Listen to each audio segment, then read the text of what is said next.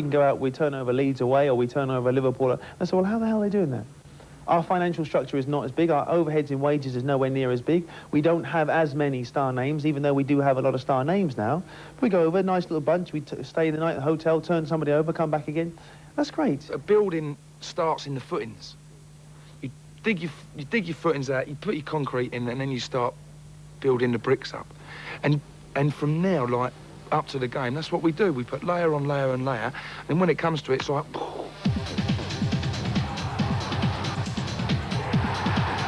Fashanu. He's brave. Walker's down. Cottrell's on the ball. Gibson goes in. They have more detractors than any team in the land. They may be the most misunderstood football club in Britain, but anyone who's ever been associated with Wimbledon hasn't got a single bad word to say about them. Great club. Never ever nothing. Because there's a lot of humility, a lot of passion, a lot of commitment, a lot of love there. And I'm not being patronising when I say that, because I know that feeling, because I managed it, enjoyed every moment of it. They were great times because there was a lot of characters there. We were coming from nowhere. We grew up together, and it was smashing. It was probably one of the most exciting times anybody could have in their life. I mean, I've had great times since, but if one sort of looks at it as a package of period of time and sort of learning and living, yes, it was smashing. And Wimbledon sure know how to have fun and succeed at the same time.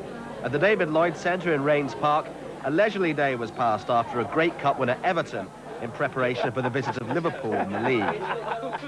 The whole club seemed to be there, including 82-year-old chairman Stanley Reid and the owner Sam Hammam. Are you joining us for the workout? What? We're having a workout. Are you joining? No. Come on, boss. Well, I'll come and look at you. I'll come and have a look at you. But Sam missed you. I know. Bloody well missed you. I can't say. Got beat twice. Just give me the word, Fash. The mother got beat about 6 times. Just give me the word. All the last bit, won every race. Won a race last bit. Well, Fash was too busy giving the word to the Sunday Times football correspondent, Tony Francis. One of my loves is music. Funnily enough, the only reason why I actually took up that directorship of Kiss of M because of Richard Branson. Yeah? Because he said somebody who I admired for many, entrepreneurial guy. Very sharp, one step ahead. Yeah.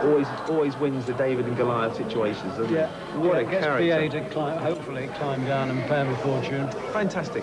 And this is what typifies the Wimbledon spirit. We are the sort of the David and Goliath situation, time after time after time it comes, you know, and so really would have been ideal if we'd have had someone like Branson sponsoring Wimbledon, really.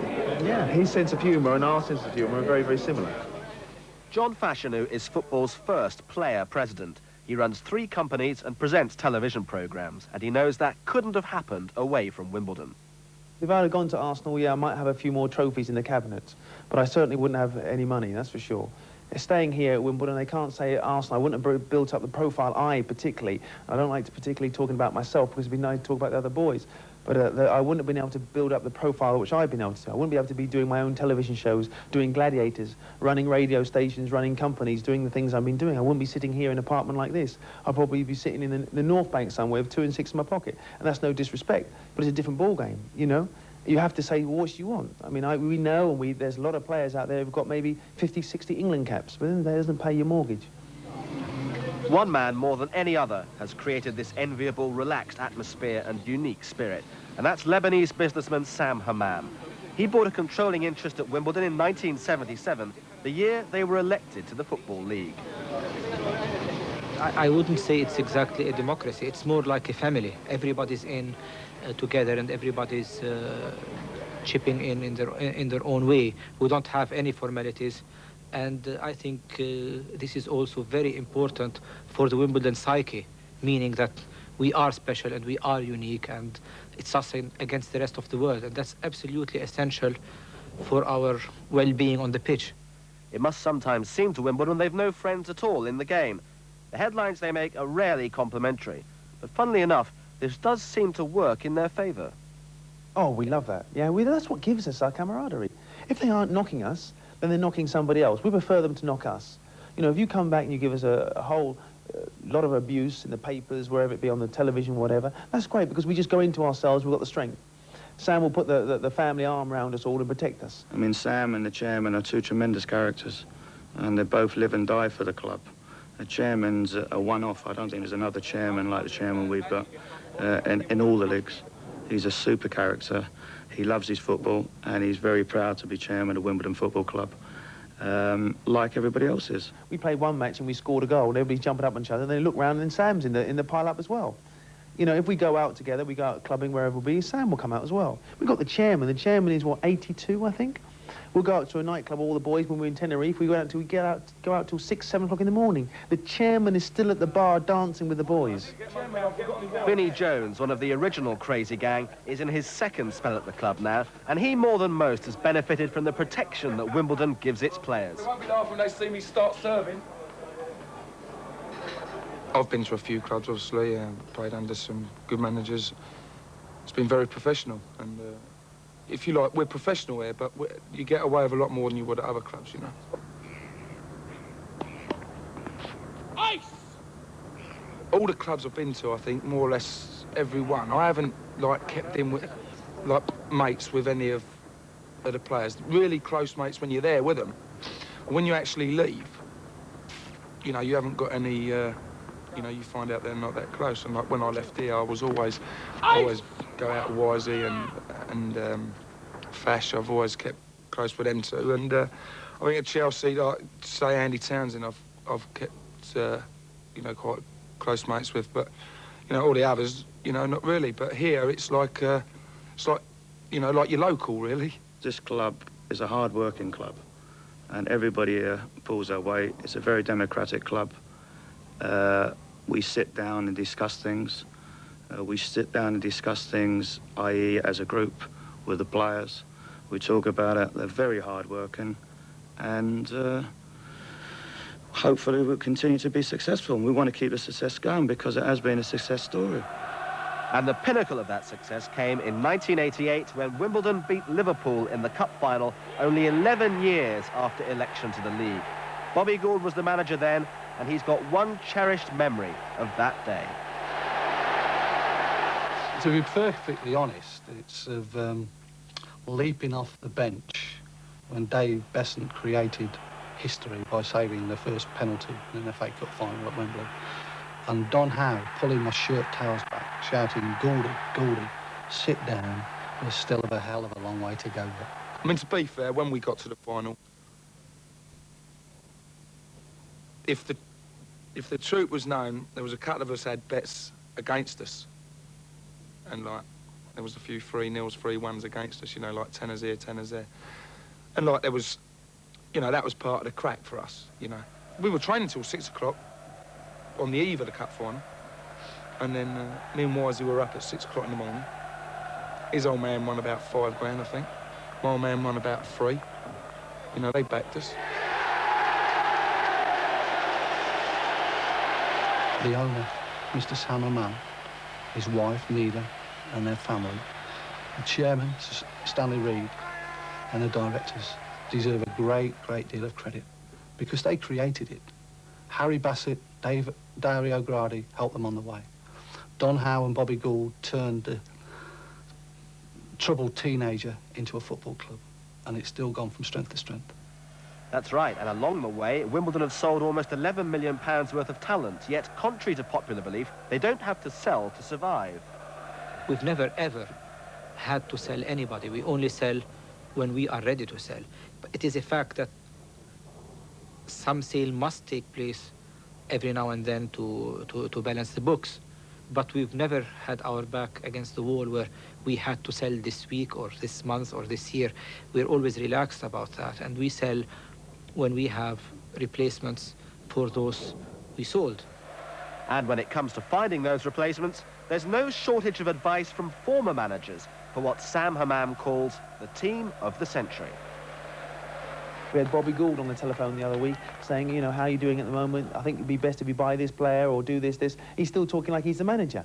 We brought Ray Hartford home from Blackburn on last week, Saturday, and Ray's still talking like he's the manager. You know, you speak to Don Howe, he's the manager. We've got 5 managers. Dave Bassett calling me up, telling me, what's Jonesy doing? Give him a kick up the bum. And I just hope and pray that that club goes from strength to strength because it enables every football club throughout the world throughout the world to try and epitomise what Wimbledon have done.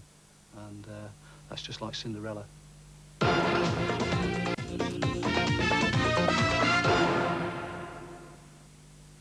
Sky Soccer Weekend looks at the big names and the big games with star fans and weekend previews. There's only one decent team playing in claret and blue. Putting people on the spot. The point is, I mean, you're just putting me in front of the camera just this way saying these things, and I just don't agree with that. Putting you in the picture. Goal! Andy Sinton! I ain't got a clue. I'm doing all right at the moment. In association with Ford, tonight at 6 on Sky Sports.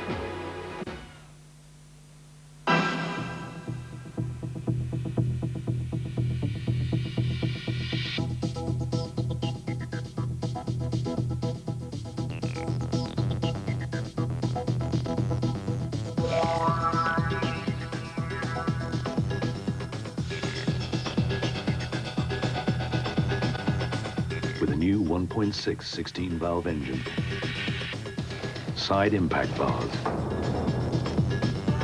and a new body, it's the shape to be in. The new 16-valve Escorts. We go there. We do that. We go there. We do that. We go there. We do that. We don't go there. We do that. We go there.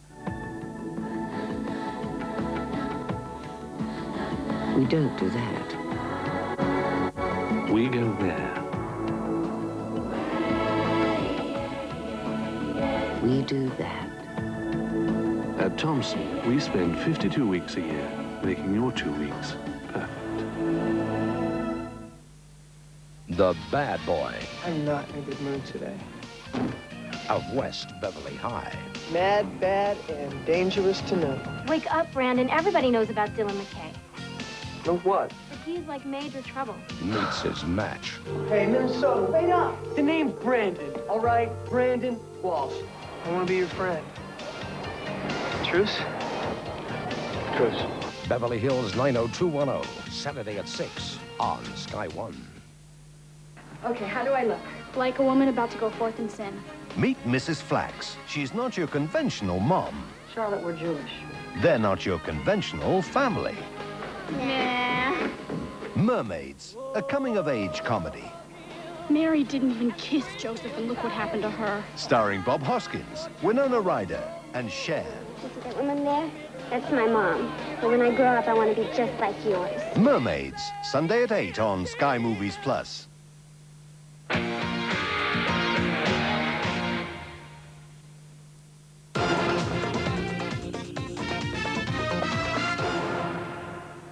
Match day and a ritual in St John's Wood before every Wimbledon home game, the ceremonial cleaning of the only red boots in the country. It started off as a bet.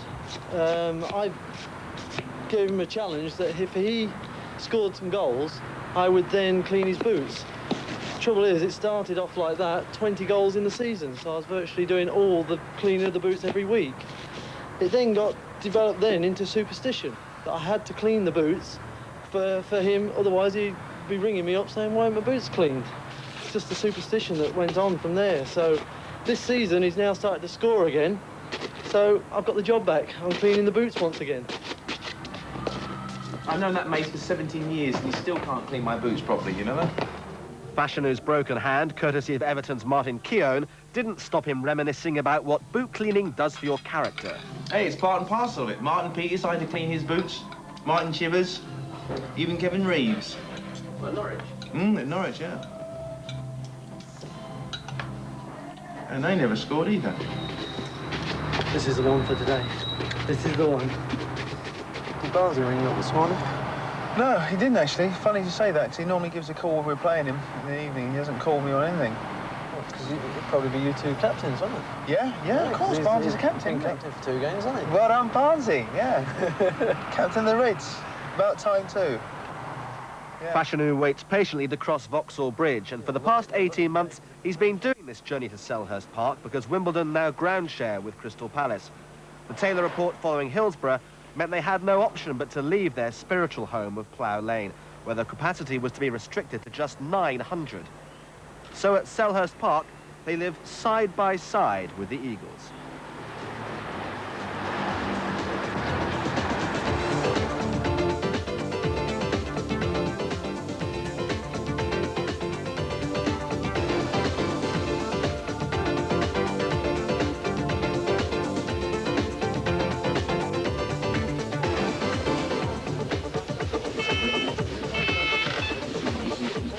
Good afternoon.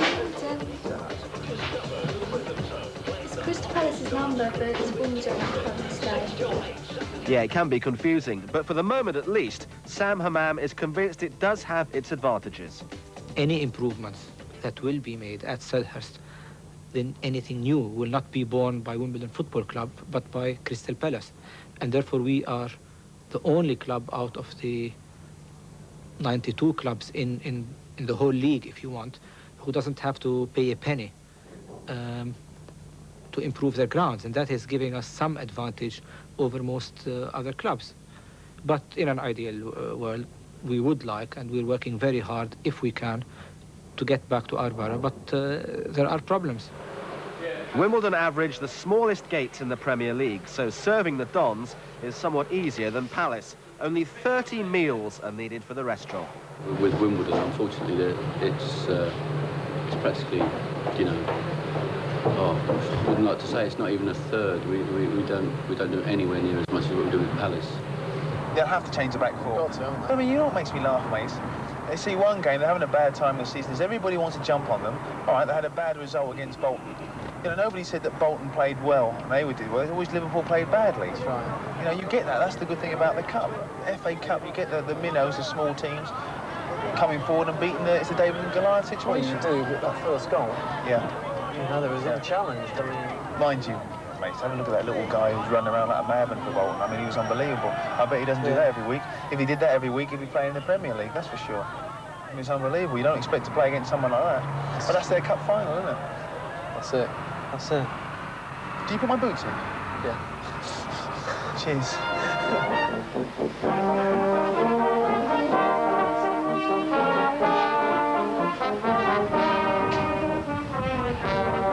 You saw the footballer show with Andy Gray the other day? Yeah. Yesterday. And saying the last thing Liverpool want after that defeat is to have to go to Wimbledon. Yeah, that's right, yeah. And Andy knows, yeah. Andy knows. I bet they wish they had someone like Andy out there at the moment. You know, the good thing about Andy is Andy knows when they were talking about, I think it was the referee, Neil Midgley, I think it was, who was saying that I'd clashed with Kevin Moran. So that I did it deliberately. The good thing about Andy, I looked at Andy didn't say a thing, because he knows, in his time, he used to put it around more than anybody. So he knows, I always know he's on my side. Andy, different class. Different class. I'll back you all the way, Andy. I don't think the actual ground sharing, we don't have any problems with other fans or anything about it. The only problem we have is when you've got your away game against the home team and we're stuck in a little pen in the back and you sort of think, well, look at all those facilities we're missing out on. Is it easier for Plough Lane or here? Oh, here. Much easier for me anyway. But I'd rather be at Wimbledon though, any day. Why? Hi, Mum. Because it's Wimbledon. It hasn't got an identity here, it's just Palace, isn't it? Well, we don't like it here, we hate it here because it's nothing like Plough Lane, it's a totally different atmosphere, it's like too big, no one ever goes in the seats. All it is like all the away fans down one end and all us like down the other end and there's no one in the middle, so we hate it. Do you think it's increased competition between the two clubs? Between us and Palace? Well, we've always hated Palace, so it doesn't really make much difference. What do you think of John Fashanu? I love him, basically, yeah, he's great. Why do you love him? What is Because he it? scores loads of goals for us. He's big, he's black, and he leads the Dons' attack. What else can we say? Fash. I love him. Absolutely love him. What Love is it him. about him? He's a gentleman. Whatever they may say about him. He's a gentleman. Really, truly.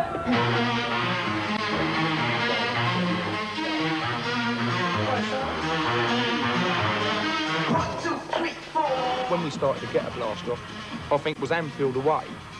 and we beat them 2-1. So then it's something, oh, we'll get a blaster bomb, we've got to have it every game. You know, and we get it nicked every now and then, like £200 a time.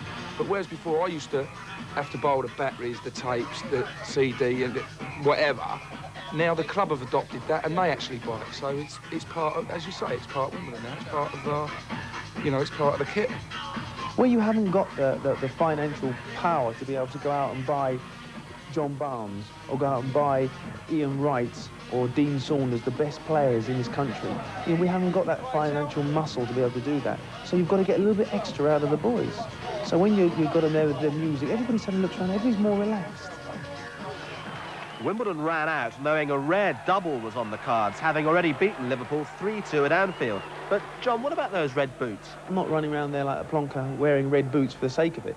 You know, you wear red boots because the sponsorship was good and it was something different and I wanted to do that. Of course you're going to be a target. You know, I'm 6'2" and I'm black and I put myself around a little bit. So I'm going to be a target, the same as other players are going to be a target. Vinnie Jones is 6'2", he's white and has a skinhead haircut and generally thought about as a bit of a tough guy. So he's going to get stick. But that's part and parcel of it. We certainly don't mind that. Well, Vinnie wasn't going to get any stick this time. He was serving a 2-match suspension.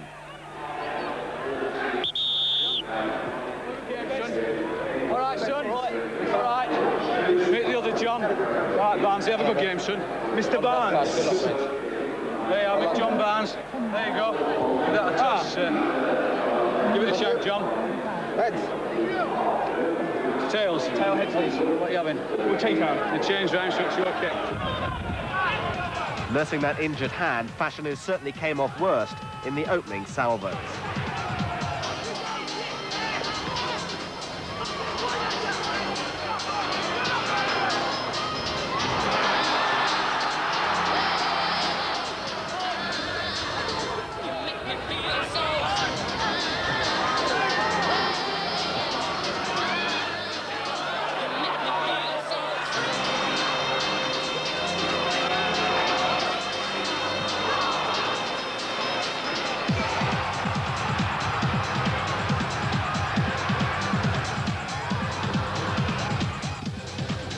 But then, against the run of play, Steve Cottrell got free of the Danish international defender Picnic, and the Dons won a penalty.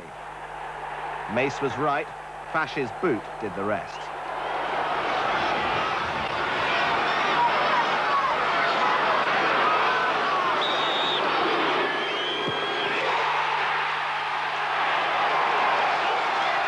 And short of taking the penalty himself, Sam Hammam was, as ever, as near as it's humanly possible to be to the action.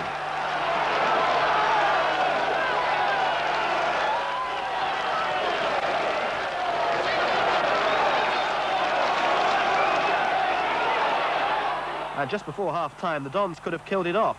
Cup final hero Laurie Sanchez had a great chance, but a good save from Liverpool goalkeeper David James.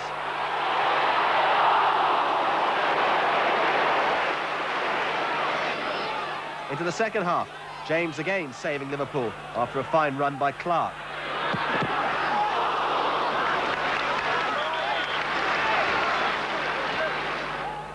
Laurie Sanchez almost made amends for that first half miss with a glancing header onto the bar, and then Fash bashed, or was a complete gentleman, depending upon your point of view.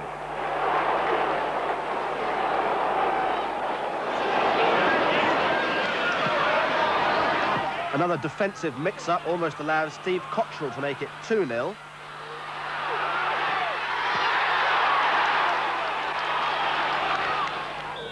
But a few minutes later, he did get onto the score sheet, and it finished 2-0 to Wimbledon.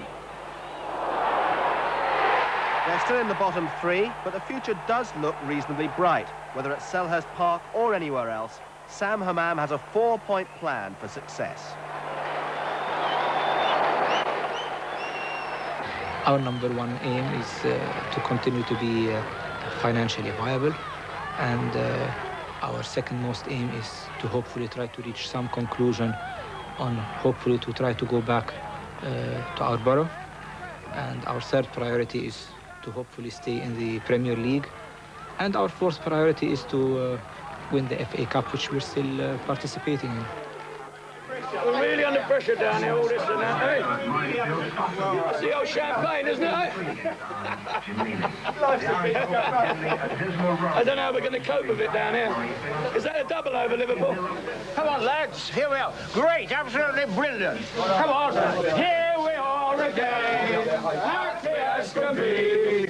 All good fellows and jolly good company. Never mind the weather.